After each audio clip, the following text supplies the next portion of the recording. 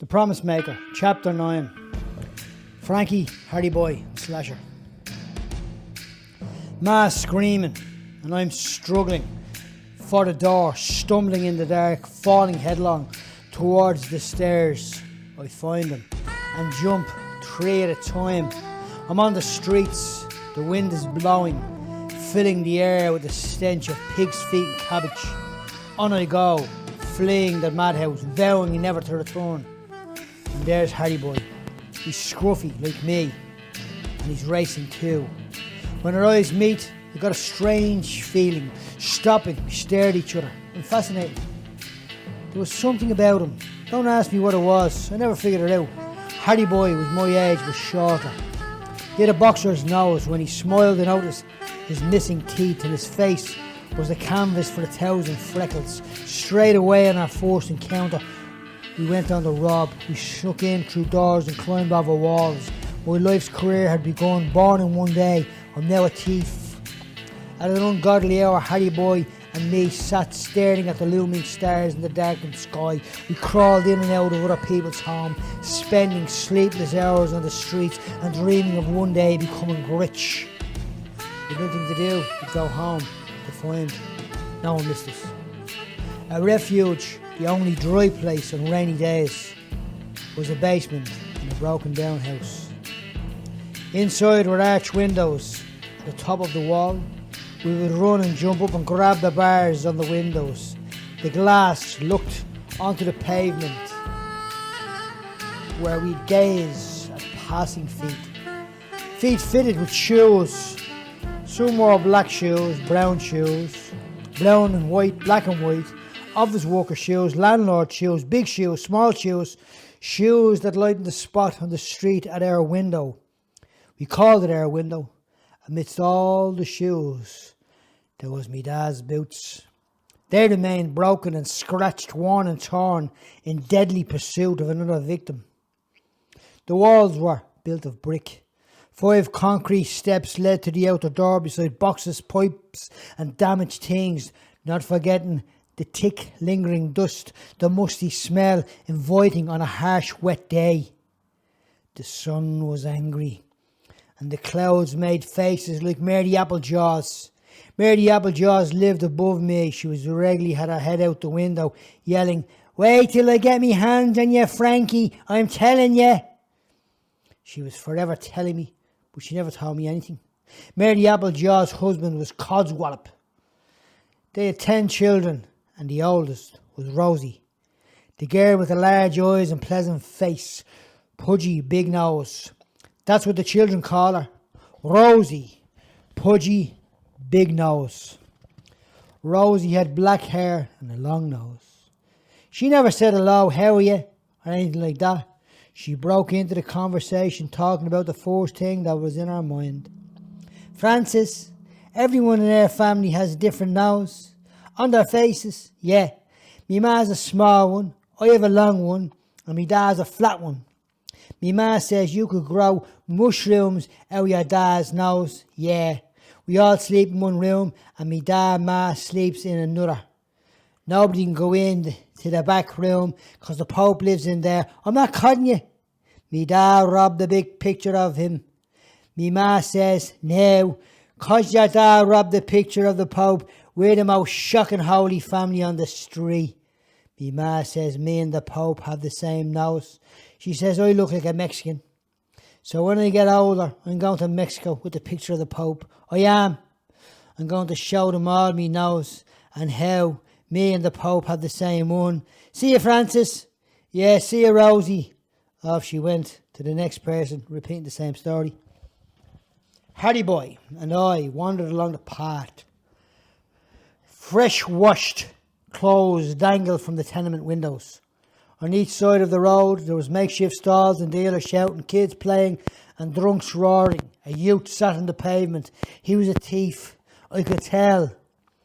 The sun dipped behind the buildings, the dark smoke creeping above the rooftops. The chimneys screamed at the firmament.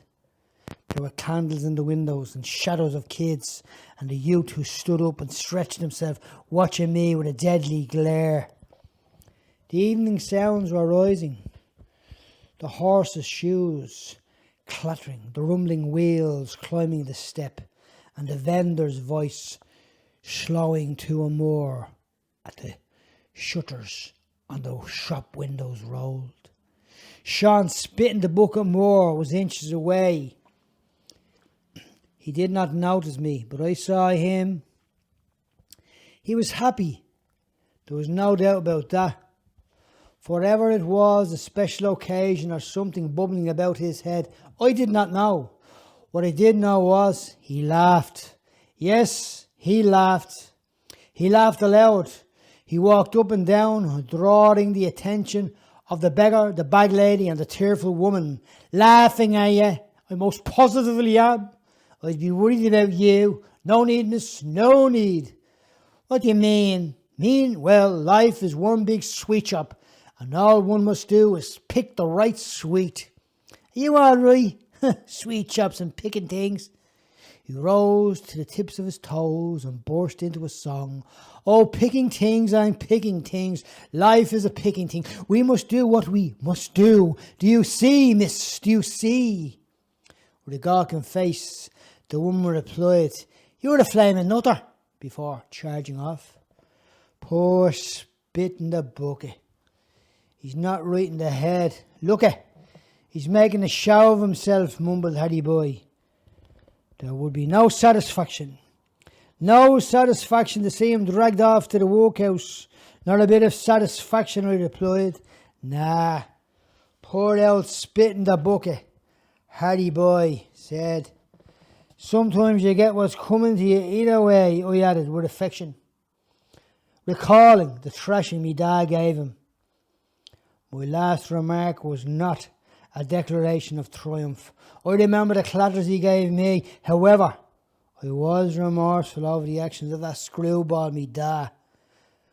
I understood that old Mr. Moore was often vexed and worried about us boys. Life detained him in a place of words, letters and books. It was all about honour in a rich man's world, not ours. So we did not care. He taught us wintry tales that would blow away the day we left school. Lads, our day is our boys, he shouted when he saw us.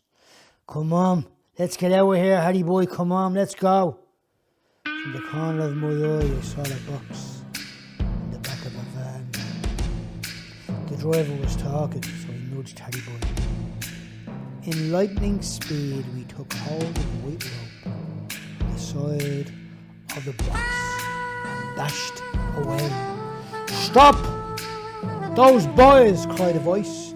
Stop them! The same voice hollered. A butcher came from the doorway with a cleaver in his hand, the blood spilling along his elbow. The milkman pulled the bridle of the horse and a fat man ran shouting, Catch them! They robbed that man's box. On we ran laughing, dogs barking, pigeons flapping, heads came out of the windows and the boys on the road winked. On the Dublin streets, honesty meets dishonesty in the commonplace of the workman and the thief. Our advantage was our youth, our advantage was our speed. A lazy excuse bubbled from the fat man's mouth. It's no use to try and get them dogs, they're well gone. The danger was over. We found a silent lane, the place where each of us patched our blood. Come on, we need to get into the room. Oh, said Harry Boy. He had a suspicious mind. Harry, he looked at me. I saw the child next there, wild as he was. There was something vulnerable about him. Yeah, come on, let's get inside. He dropped the box on an old table. What do you think's in it? Asked Harry Boy. Do I look like I got eyes? Can see through timber? Only asking. Yeah, well, I'm only telling. Here, see if there's something over there to open the box. Over where? There in the corner. I turned my head and jumped with fright. There was someone staring at us through the window. He lay flat on the ground with his arms crossed, his chin resting on them. Harry Boy, I whispered. Yeah, I'm looking. Yeah, well, look at the window. What? Ah, Slasher. What's you going, Slasher? Harry Boy shouted, addressing the youth. Slasher lifted his right hand and pointed at the door, mouthing, opened the door. I didn't get a chance to say a thing. Before I could open my mouth, Harry Boy had let Slasher in. Now, Slasher stood 2 inches taller than Harry Boy and me. His hair was black, untidy, split in the middle and falling sharply over his eyebrow. His upper body was strong. Bony legs were weak. He walked with his heels slightly raised and his pointed knees lunged forward. He had a sleepy right eye and a hair lip. He dressed in rags worse than ours, and he wore no shoes. Standing at the door, he shrugged his shoulders twice, pulled up the waistline of his trousers that were tied with a rope. He did what was expected of him. He scanned the box. So did I.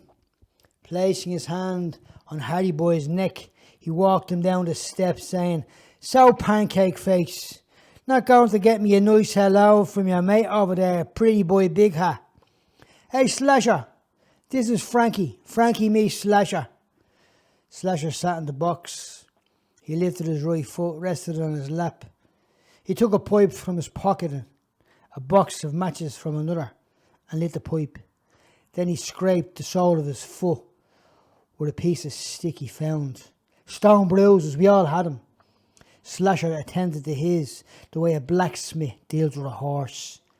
"Now, me old mate, have you ever heard tell of a gentleman friend of mine who goes by the name of Paddy Golden, or otherwise known as Whacker?" "Is that a question to me?" Clever fella, he said, turning towards Harry Boy.